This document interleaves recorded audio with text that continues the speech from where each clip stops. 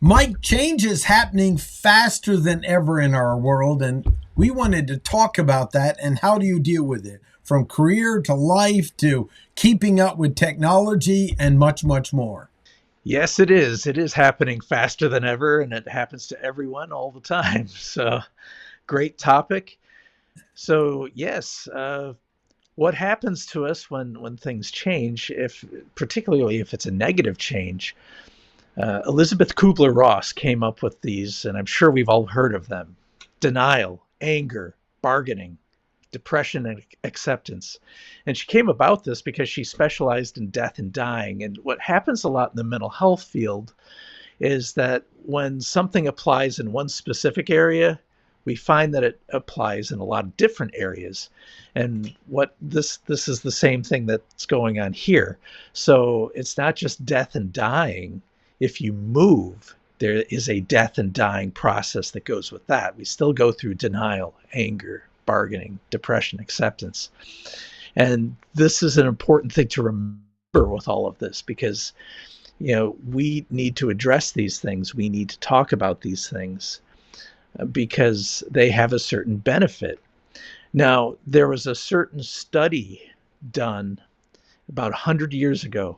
100 years ago, this giant tank of molasses, this real true story here, in Boston, it burst, it exploded, it killed people, it injured a whole bunch of other people.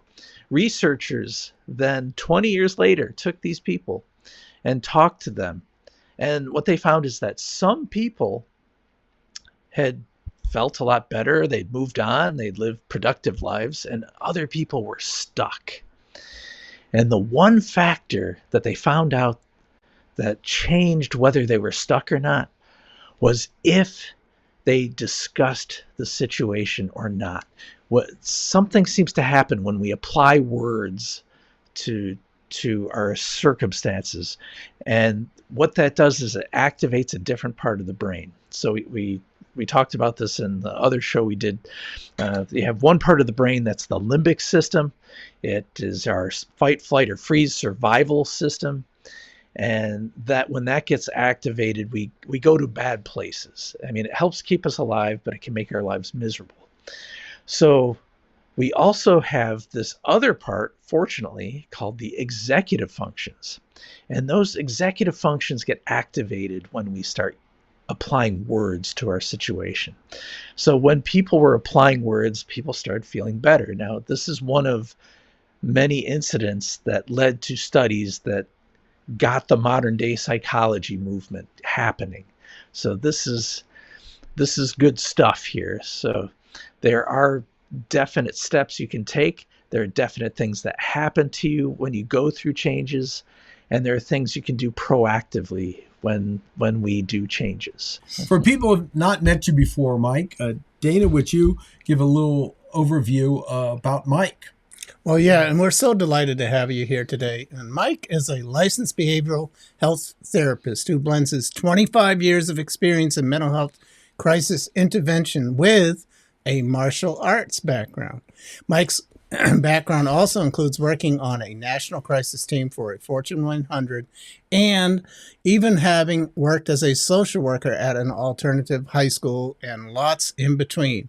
He and his wife, Cindy, launched their own company, Meaningful Transformation, LLC, www.meaningfultransformation.com, specializing in life management through coaching, counseling, consulting, workshops, and fitness classes for personal and professional growth. Mike was a managing partner for a long while at Carolina Partners, the largest mental health group in the state of North Carolina, and he is currently working in private practice as J. Michael Goulding, LCSW, PLLC. Mike, I want to talk about the different changes because, like you said, some are not as obvious that are happening and can be very disruptive. I know when I was working at IBM and then we were moved out to a subsidiary, I didn't realize it, but I had identified so much with the company, I felt like a real fracture in my identity, but I didn't have the language or words for it. But it was a massive impact emotionally. And I was young. It was like in my early 20s and really didn't understand what was going on. Yeah, this is a common phenomenon. As I was saying at the intro, that we have these experiences, and they can be like a death kind of experience. You know, everything that you knew is all of a sudden changed, and now we have to deal with that. We have to cope with that. So that's a big part of that. So people go through that denial, anger, bargaining, depression, and acceptance, and not necessarily in that order either. They can go all over the place, and you can also appear to be making progress, and then something reminds you, something triggers something, and you go right back into something. But each time, if you're working at it, it gets a little bit better. So let's just kind of cover some of the types of changes that can occur for people in career and life. I mean, obviously, divorce is one, kids leaving the house, kids moving back into the house, financial major shifts that can occur. And parents aging, so that now you're taking care of them. I led a men's group for years, and one of the discussions is the shift that occurs when dad dies, where their mother kind of looks to them as the almost husband in solving things, and how that was even a bit strange, for them. That type of, one parent going, or even a spouse becoming ill. Just to name a few, I'd let you, if you come up with others. Well, I can. Sure. There's also job changes. There's retirement. There's, some of these are positive, some are negative, I guess, depending upon your viewpoint. But there's just lots of changes, aren't there, that can occur, both, like you say, Martin, in your personal life as well as in your work life. Restructuring of the organization. I mean, my gosh, when these companies get absorbed, it's kind of like your arch enemy over there is now owns you, or now you're put together, and that creates a lot of stress as well. And just the fact of just keeping up with technology. I mean, that's something we focus on, is offer training in those areas, but just the stress of keeping up with your own field and staying current and relevant. And then, of course, in the environment where jobs sometimes seem more unstable than ever before, the networking outside the company, that can create stress too. I think one of my favorites that doesn't happen a lot, but when it happens, has an enormous impact. Mike and I have talked about this before, and that is an inheritance. A lump sum inheritance. And you hear about the lottery winners, and the data is pretty scary about that. Mike and I have chatted about the psychology behind it, but a lot of that lump sum money is spent within 24 months. And so there's just, and that's a positive, right, to receive that. Right. But yet it turns into mud, Right. So because people have a certain perception, or there's a certain way that they manage their life, and the money will change it temporarily, but it kind of goes right back to where they were. Except in the case of winning money, you have the loss of the money as well.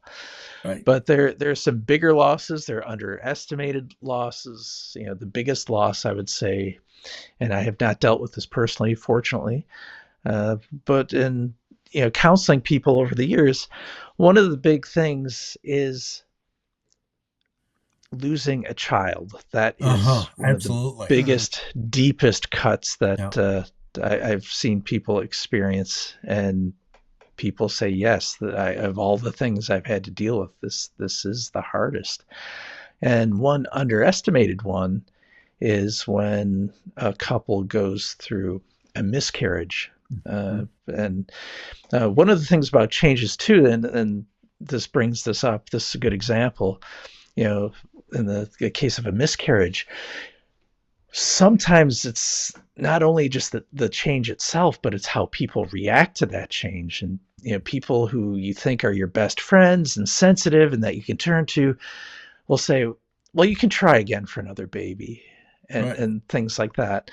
And people who have reported things to their friends, or they're struggling with something at work, and they go and they tell someone about it, well, life's tough and we have to move forward and things like that. And those things can be very dismissive. And so how people handle it can also either assist in people healing, or it can contribute to the loss and then the change as well. That's a great point you bring up. Let's talk about that, because a lot of the reasons people say these things is they just have no idea how to respond. We know what the highway to hell is paved with, and good intentions. Right. But I mean, they don't know. So let's talk about, when you have somebody you believe might have had loss, let's kind of talk a little bit about ways we can deal with it, because that's something that isn't always covered. And of course, you want to be more careful about bringing up personal things in a business situation versus a real personal friend that you have and have that type of relationship with. I'm so glad that you brought that up, because this is the key thing that people struggle with is what do I say? This awkward, heavy thing drops in my lap. What do I say? And the thing is, first of all, is I'm sorry that you're going through this. And also repeating in different words. So you paraphrase what they're going through. And if someone's trying to struggle with a description, you offer your own explanation. Like, are you trying to say this? And that validation is key. So that way of paraphrasing, now, am I getting this straight, that this person did this to you?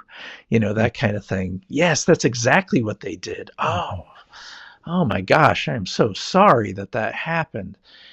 And sometimes just letting them unload and pointing out, I see how this is hurting you. I see how you're really carrying the weight of the world on your shoulders with this, and you don't deserve that. And so basically taking problem solving offline and moving toward repeating and paraphrasing and trying to guess, some of the other aspects that they might be going through with that. It's just like, oh, well, yeah, now you lost your job, but that's not very good news for your spouse to hear either. And, those kinds of things, like, oh yeah, well, let me tell you about that.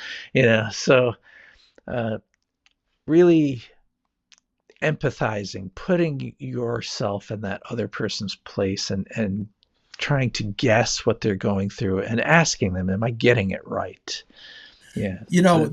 I think something you brought up is very important is first start by just hearing them and realize you're off the hook for a solution unless they ask for it. I think that's a valuable piece, because often, I mean, I'm a typical guy. I like to fix things, and I take pride in solving problems and understanding that the listening is a problem-solving technique, and then just offering the how can I help you, and then let them come up with what's occurring. I think what will occur when you go, well, you'll get better, you can try again. I think that's a unspoken assumption that we might have an idea to solve, when what we need to start with is ask, how can I help you? And my experience, both personally and by others, just that offer of help profoundly helps. And that keeps you from going off stray and making something up you think that would help them, because you have no idea. I mean, people handle grief very differently. And you and I talked about my friend Tom Golden, that specialized in the way men grieve and how different it is. We'll bring that up later, but this is an important piece, that offer.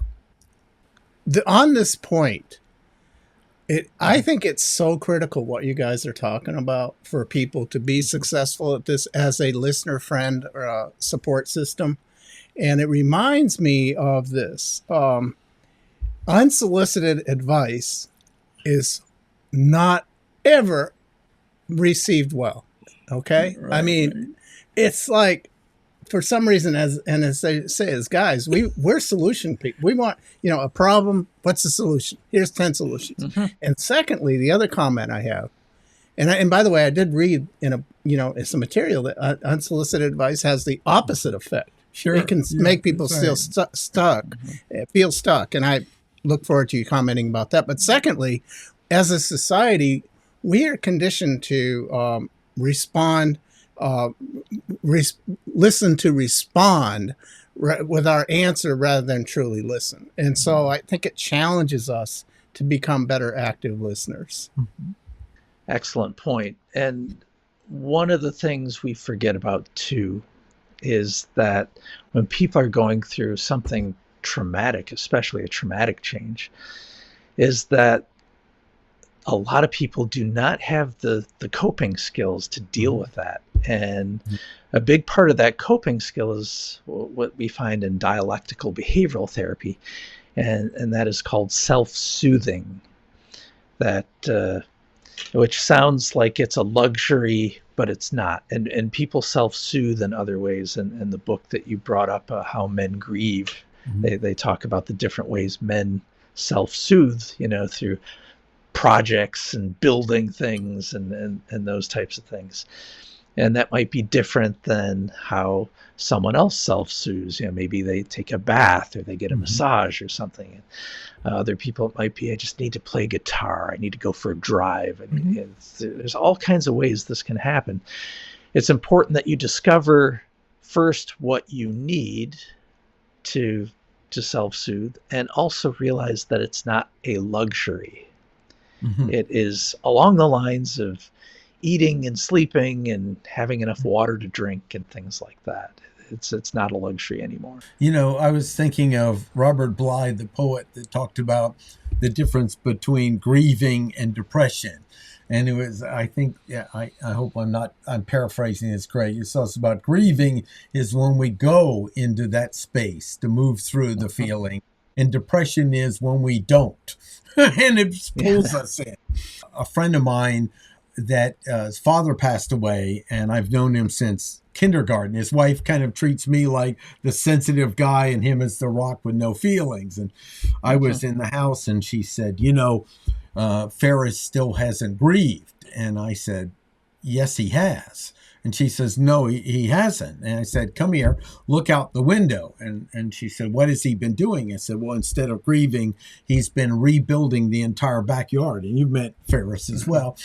And I said, that's right. He completely re-landscaped the backyard in a way unbelievably nice.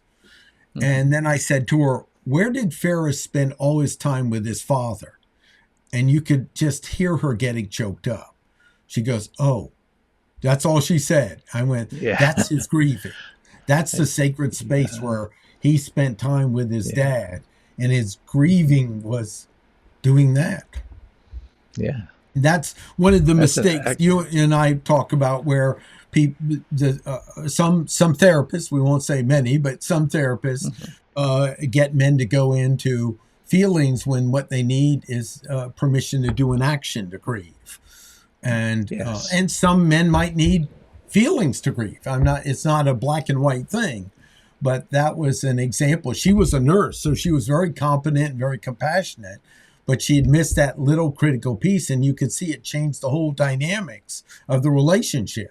It's like, just get out of the way and let Ferris finish. That's his grieving. That's an excellent point. I'm so glad you brought that up, because it can happen in so many different ways, and it doesn't appear obvious to people.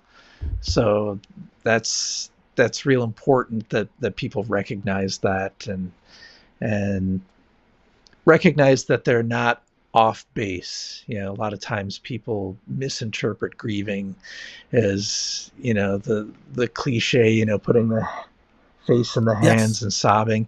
And that is certainly a healthy way to do that if that is your style. But there's so many other styles, ways that this can be done to achieve the end of moving through. And it's important, like you said, facing it, going through it, not trying to avoid it. This is right on target with the research, with acceptance commitment therapy. The first word, acceptance, a lot of people misinterpret that word. Most people look at acceptance as tolerance of a situation, and it's not. It is seeing something exactly as it is without trying to pretty it up or make it better than it actually is. Like, well, this challenge has hardened us and made us stronger. And it's like, don't do that. That is something that really can delay the process of healing. It's actually seeing it and saying, this was terrible. This was awful. We need to acknowledge that and seeing it as it is. So acceptance is the exact opposite of denial, which is everything's fine, everything's cool, I'm good, I've got this. That's what leads people to problems. Do you ever find that people seem to jump to acceptance too quickly and not work through all the steps that you mentioned? Yes, and that's kind of ironically a form of denial. So, I've arrived, I've got this, I'm totally with this. And again, those different levels don't happen at the same time. It's not always on that same schedule of denial, anger, bargaining, depression, acceptance.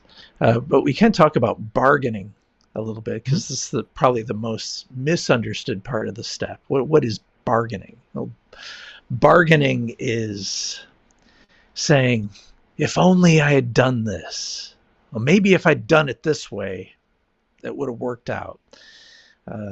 I see this a lot in breakups. Someone will sit down, now tell me what I did wrong, and they're trying to problem solve it as if to change the outcome. And it won't change the outcome of something, but it's a hope that you will, that we can think our way through this, we can problem solve our way through this. And there are just some things you can't. You can't reverse the death of someone. You can't reverse getting fired. You can't reverse the end of a marriage or something like that. Those job losses and that. So accepting it is looking at it and saying, I lost my job. I have to accept that. And because I've accepted it, I know now I need to look for another job.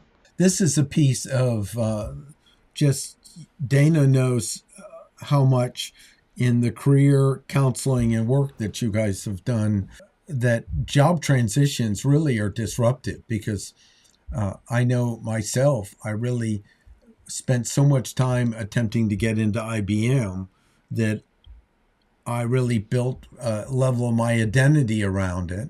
And then the healing of it was to go, who am I beyond IBM? What am I beyond this? And that might be one of the benefits of some of these tragedies that occur and changes that occur, is we reevaluate. We can relook at what are we identifying with as us, and what do we need to now identify as us. And I feel that's an important piece, because that level of identity is such core to who we are, is starting to notice what are we identifying as us, and you can tell by when you talk about something, what you're related to. And then if that goes away, who are you beyond it? And I was just thinking, one of my friends, all the kids are now in college and dad's okay, but mom's really well, maybe we should go visit them. Well, she might need to evaluate, who would you be beyond a highly active mom with the kids in the house, and that's another loss to face, is what would be next for it. Once again, you're right on target with the research, and going back to acceptance commitment therapy. One of the big parts of that is self as context, they call it. This is exactly what you're describing here. Who are you? And a lot of our society is, well, it's my house, it's my job, it's how much I make, and it's being a parent and all of this kind of thing. So, and those really aren't who you are. And what they talk about is being the same while the theater in front of you is happening. So recognizing who you are despite what's in front of you and the life occurrences that are happening in front of you, there's a part of you that remains the same. And I describe it as being back here and having thoughts that come by, and you're sitting back here observing those thoughts. And those thoughts could be related to, oh, I have this job. Oh, I have this kind of house. You know, I'm in a relationship with this person. So all of those things can define us, or we think they define us, but really what's back here observing all of that is really what defines us. Now, the thing with that is this is where the real mystery happens. Nobody really knows what this is, and this is what you have the world religions trying to explain. This is what you have science trying to explain, you know, trying to describe what is consciousness. Nobody really knows the answer to that question. So it's a big question, but recognizing that whatever is watching this is who you are. And put in a more colorful Southern way, I had a client who I'm sure wouldn't mind me sharing this. He says, I'm real good sitting up in the balcony with my popcorn and watching what unfolds in front of me. So that's one of the better ways to describe that, I thought. Right. Just don't make me get on the court, right? Yeah, exactly. Yeah. Yeah. It's an add-on to it. Okay. Mike, do you have any resources also to help people directly that we could share? Yes, if you look under my name, under YouTube, I have a YouTube channel, and there is something there where I have these little 90-second videos, and specifically topics we talked about today. What do you say to a person who's been traumatized? And trauma and change are all a big part of mental health issues that are woven together. So, and there's also a 90-second video called Who Are You? And I describe this phenomena of like standing on the side of a creek or a stream and watching your thoughts go by and being that observer of events that unfold in front of you. So I encourage you to check those out and help you figure out, you know, to help you through these changes. I have a couple of observations for you, Martin and Mike. You mentioned about the career and job changes, particularly involuntary job changes. And you also mentioned about the stay-at-home mom who, you know, becomes a empty nester and what to do. And just observations. On the career side, those who kind of have a mindset that there's no such thing as one employer for the rest of my life anymore, and the younger folks know this, but they have that mindset and take a more entrepreneurial spirit.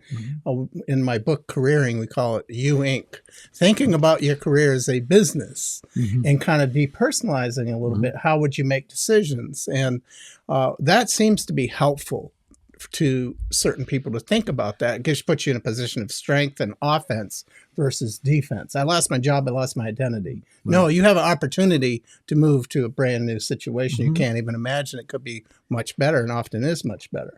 And then with regard to the people that the folks, such as the person whose kids go off and everything was about the kids, I have found that those who have maybe a personal passion of some kind that they exercise kind of do better if they kind of focus on that rather than what they've lost per se.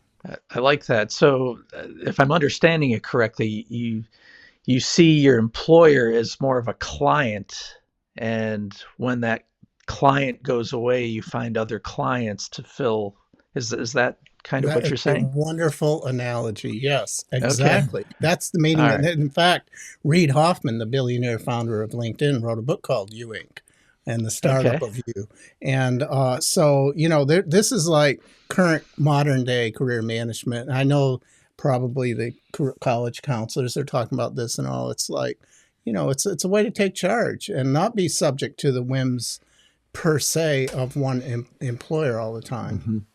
Yeah, well, I want to add that in my working with people in their career change, I say, I want you to view yourself as a product and what's the return on investment of you, and also view yourself as a consultant, not as an employee. And what's fascinating is the first one sounds like it's dehumanizing, but what it does is people will really get freed up to be able to step outside themselves and get out of their own way in marketing themselves. And then the funny thing is, when people start taking on being a consultant in a business instead of I am an IBM or whatever else, they'll often get the boss that says, well, John, you become so much more loyal than you were before. We appreciate it. I do tell them, don't tell them the trick we just gave you.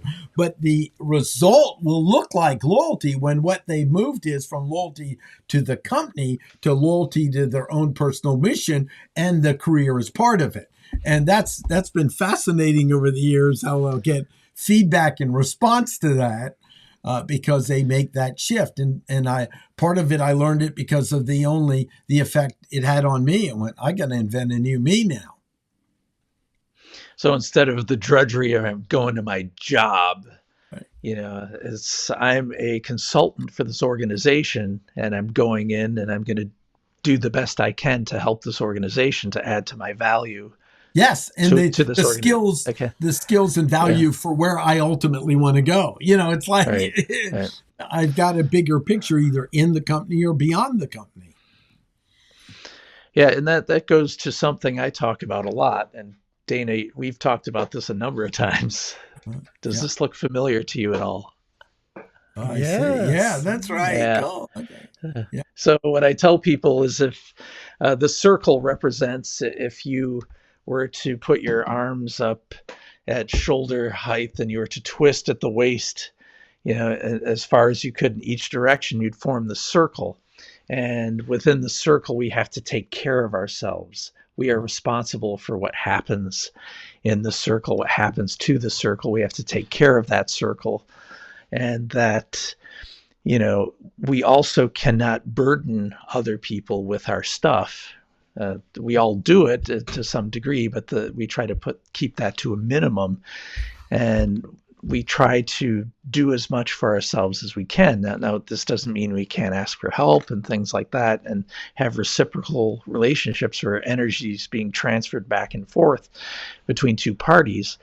But it's good to know that when you start thinking in those terms, and that self is context, your life becomes much more fulfilling, much happier. Well, right now my wife has some mobility issues, so I'm helping her out with that, and that changes the dynamics. And I'm just so grateful I have a terrific relationship, but it does change the dynamics because she used to be able to do much more things than she can currently, and I was spoiled. She actually liked cleaning, cooking, and doing the laundry. Now, don't hate me for this out there who hears this, but I never had that experience before. But she really took pride in it. I mean, she really enjoyed it, and along with being a businesswoman too. But she liked it, and now that's not as easy. So I'm doing it.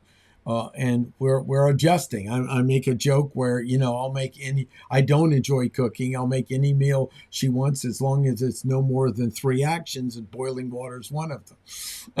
So, that's the shift that occurred, but that does change the dynamics. And it's sometimes it's very frustrating for her because she was such a action solution person. I mean, my wife was the type of person that don't give me flowers, give me a gift card to Staples. That's what it would really be meaning. Yeah. See, actually, one Chris, very practical. Right. What do you really want? She goes, a sewing machine. Yeah. Please don't tell anyone. I'll get hit in public. Those dynamics occur, and then you suffered some real health issues for a while that really took you out and worked your way building yourself back. So these things happen, and we've got to adapt. What does it take now? I'm thinking of good old Linda Craffen team, where I asked her after the 2008 crash occurred, what are you going to do now? And she said the same thing I did in 9/11, and she named like 5 major disasters in her career that happened. She goes, I'm going to sit back and ask, how do we adapt to make money now? And I thought, wow, what a empowering concept of how to adjust. And the other piece I want to bring up is just the risk of manic optimism, because I used to live in that space. Everything I had to turn into optimistic. And the risk of that is denying us our humanity to grieve or move through things that aren't as positive. And, I think that's something I certainly suffered for, where people go, well, are you ever not negative? And I thought, oh, no, I'm never negative. But then I look back on it, I didn't have any room for other people to have challenges.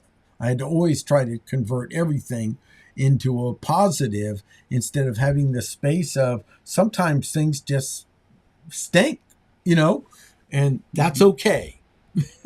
Yeah, and there's so much I want to say about the different pieces that the two of you brought up. The Martin, with your wife, the mobility issues, a lot of losses there, a lot of shifts, and I'm sure there's a lot of changes that you weren't expecting to make, and having to adapt to that. And even though, I know you love your wife very much, and there's no blaming or anything like that.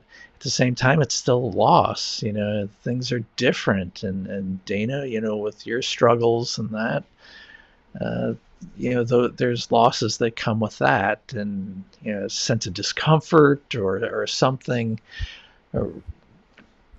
that comes with all of that. The other part, and we talked about this in the very beginning, that it's important that it's not a luxury to address these things. Self-soothing is an important step in your problem solving as any of the other parts.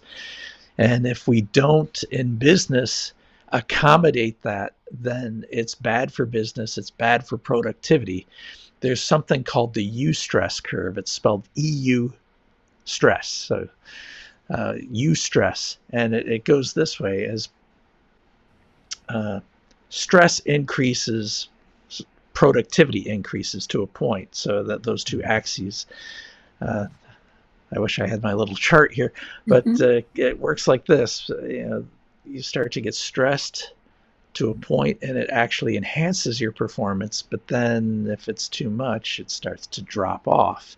And when we go through changes and we don't take the time for self-care, then we run into problems. And if you're an employer, obviously you don't want to coddle and enable and things like that. But if we are too harsh, then it can actually cause a decline in productivity if we try to push people too hard. And it's important to know when to back off and when we need to press forward with that. So these are all very important aspects that can be very helpful. And it's, by the way, also the right thing to do. Well, it sounds like what is referred to as the law of diminishing returns. Your stress, where you get optimum performance and then it starts to decline.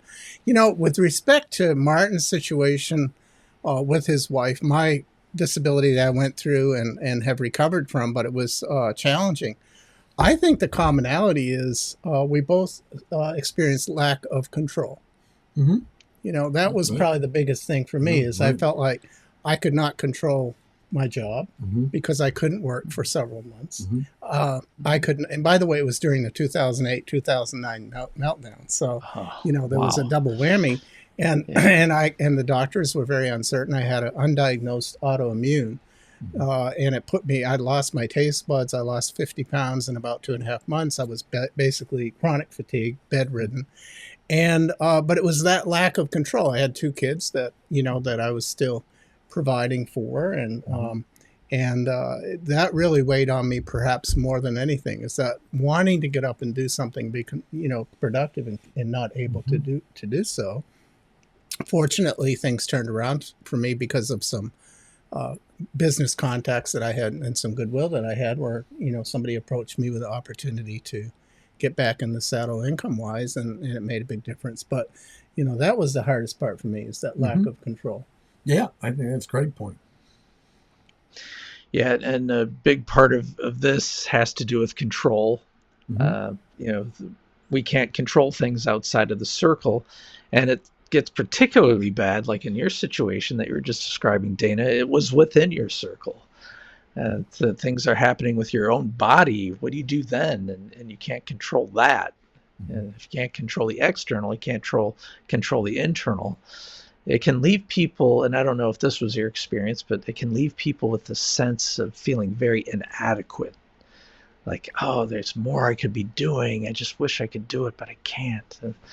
And that sense of helplessness and loss that comes with that makes these types of things. For sure, in inadequacy to the extreme. And now I will say, interestingly enough, one of the two things I did for my recovery. Okay, one is I would PBS had a show on with a lot of music, fall festival, beautiful music on TV, and I would watch that almost daily, and that music helped. Believe it or not, helped me. I was thinking of the time I was volunteering with something called the Laughmobile that involved taking humor to cancer patients. And then I became a trainer for the people coming. And I said, look, if you go in and you ask if they want the Laughmobile or want to see a book or a whoopee cushion or something, and they say no, and you are giving them the chance to turn something down in a space where they almost never can. I mean, someone in the oncology ward can't go, no, I don't want that nurse to come in and do that test right now. And that was part of what I teach the volunteers, that even if they ask you not to come in, you're being of service, because it's one area of control they have in their life. Wow. And that was something I noticed. I went, wait, after I did it, I went, wait a second, this person actually could tell me to not come in. And there are not many people they could do.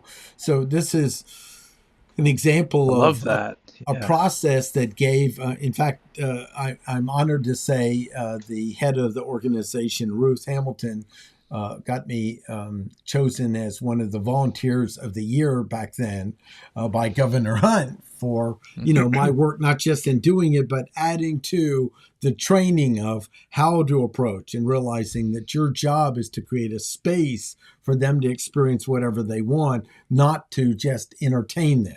And that was the shift I brought to the table with the Laughmobile. And it was so empowering once I realized that, because there's so great. That's where I built my course on instant humor, just add life. That is such a great point, because you're talking about a population that has so many boundaries violated, and now they get to enforce a boundary, and someone actually honors the boundary that they enforce, to use some mental health terms there.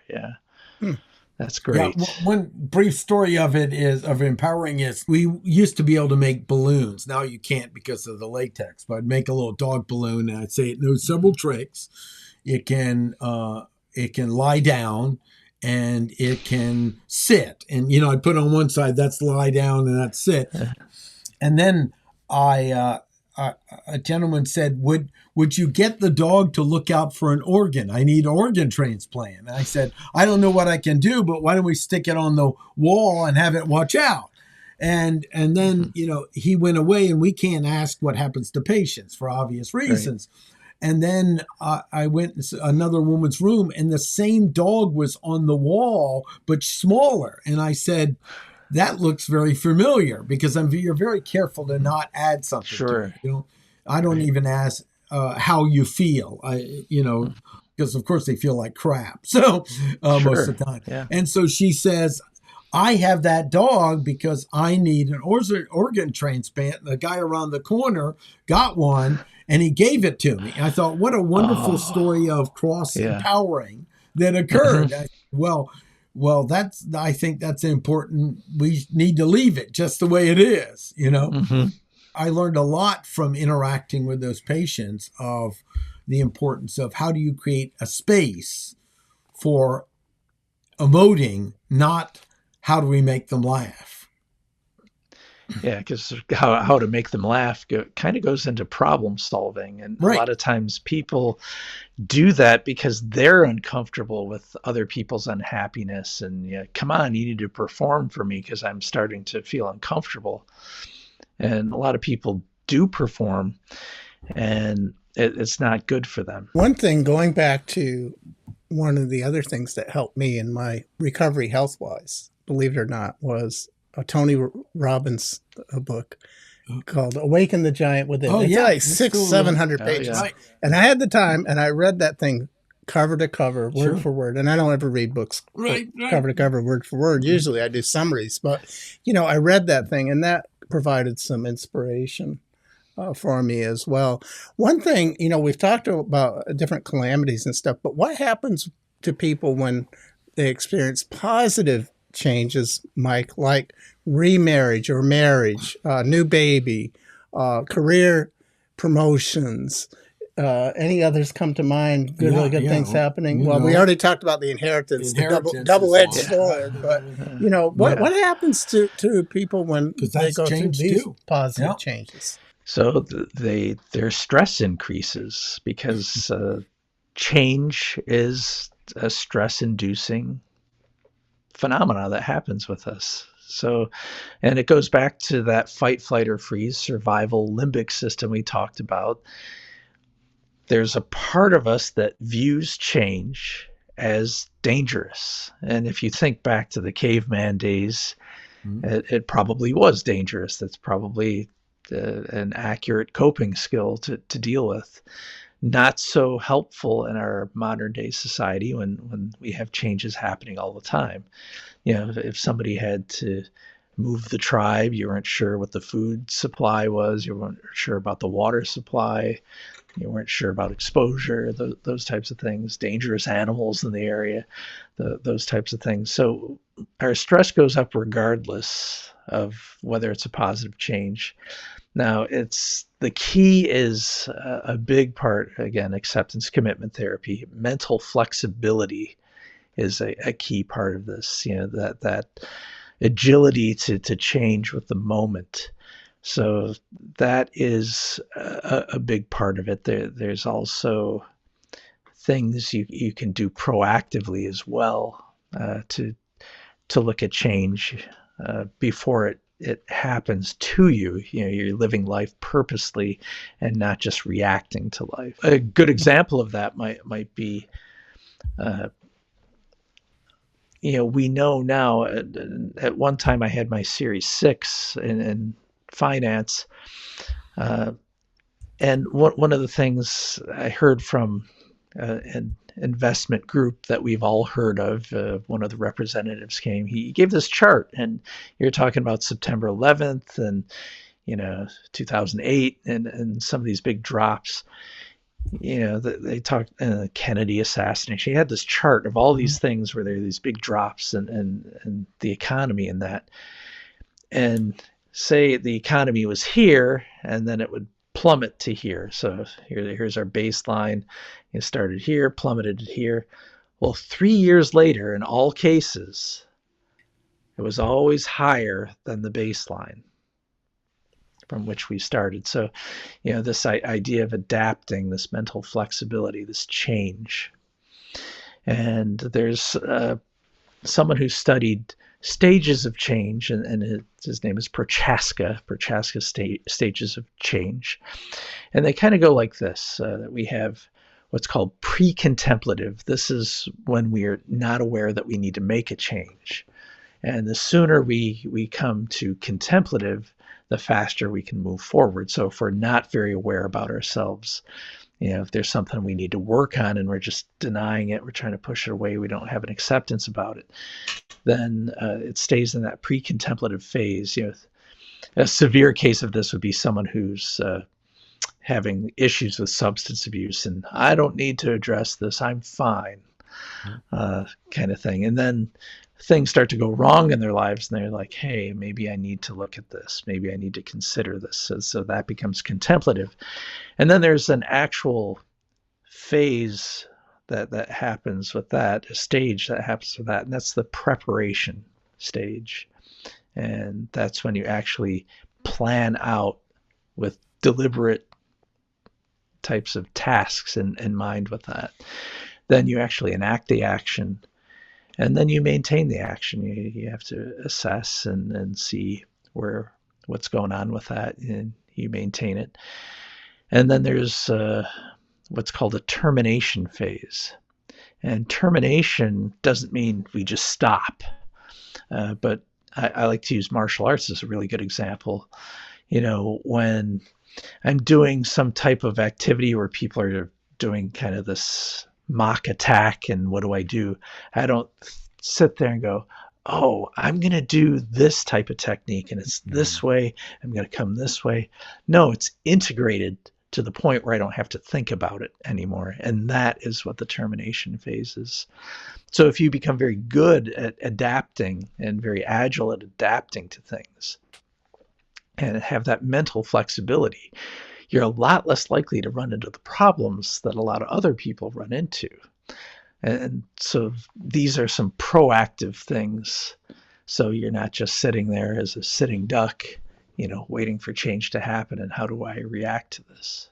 This is fascinating, Mike, and thank you for participating today. And as we start to wrap up, I think, kind of like a summary here is we know like your workload has grown substantially, particularly from the pandemic you mentioned. But we know in our country there's a serious amount of mental health issues going on. And how do we understand the difference between what a friend, relative, support, non-professional can do to help us versus where somebody might actually need professional help? Is there a line to be drawn there, or some examples of when someone might need that help versus the regular support system?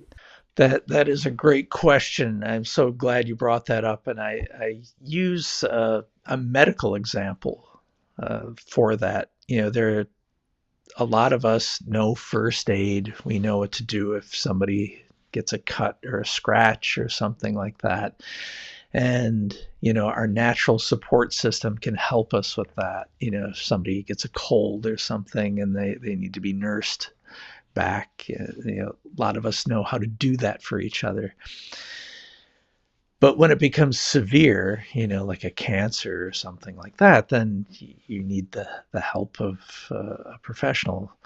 And the same thing is true in mental health. When your support system is not able to help you anymore, and it goes beyond that, and you're stuck in this fight, flight, or freeze mode, and you're stuck with, I have to handle this myself. I got into this myself. I have to handle this myself.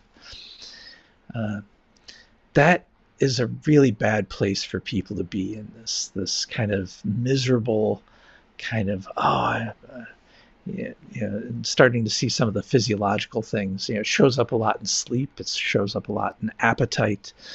It shows a lot in how we interact with people. Do we isolate? Are we snapping at people? How have we changed? Are we more argumentative? All of those things. Am I not finding joy in the things that I'm doing? Am I constantly worried about things? These are all signals that you should get help. And again, this is not the type of process. A lot of people have this big barrier about mental health, like you're going to talk to a mental health professional and they're going to snap their fingers and hospitalize you or something. It's a slow process. And the first session, if you have a good therapist, should be an assessment that you have. And they're assessing you, but you're also assessing to see if they're a good fit, if the professional is a good fit for you. And that's no offense to the professional. Sometimes, there's chemistry and connection that works, and sometimes there's not, and that's completely okay. But those are the signs to seek help or not. And I tell people who call or text me or email me, well, how do I know it's you? And You don't. And if you want me to help you find a person, I will help you find a person as well. Because that's, my mission is to help people to get better and feel better. But a lot of us have been scared, and with all the things that have happened, all the changes that have happened, and we are in that fight, flight, or freeze mode. And there's a better place to be than that. This place of problem solving, moving our lives forward, reaching out and connecting with our friends again. Excellent. Well, this has been a terrific session we had, and we covered a lot of topics, and really enjoyed having you on again to go deeper into another important topic that is related to what you do and one of our professional training courses as well. I like you to share a moment how people can learn more about you. We'll put some of the links of the video you mentioned down below, and just let them know what you offer as services. So I have the counseling services that are available to you. So I do take insurance, so there's people don't have that out-of-pocket expense. And most people don't realize that oftentimes they get something as part of their plan where they don't have to pay anything out of pocket, called the Employee Assistance Program, which started back in the day. If somebody was having issues, there was someone on site, and they would send that person to the office, but then people kind of knew, oh, you're going to the EAP therapist. So now they have people in the community like me.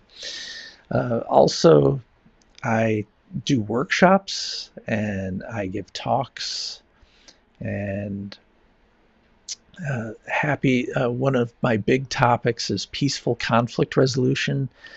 I help people deal with dominance behavior peacefully. There's a lot of bullying that goes on in adulthood that people don't realize. There's a lot of bullying that all of us do at some level, and there's peaceful ways to address that.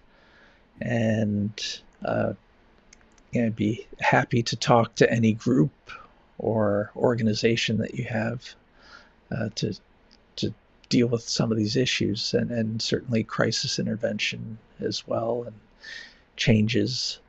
So we know you're very good at what you do, and so we hope that people will reach out, take advantage of the resources, and if they need help, they engage, and take part in some solutions.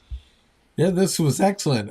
It's great to see you again, and look forward to meeting you for having me. Bumping in society, and we'll again put some links for them to find you down below.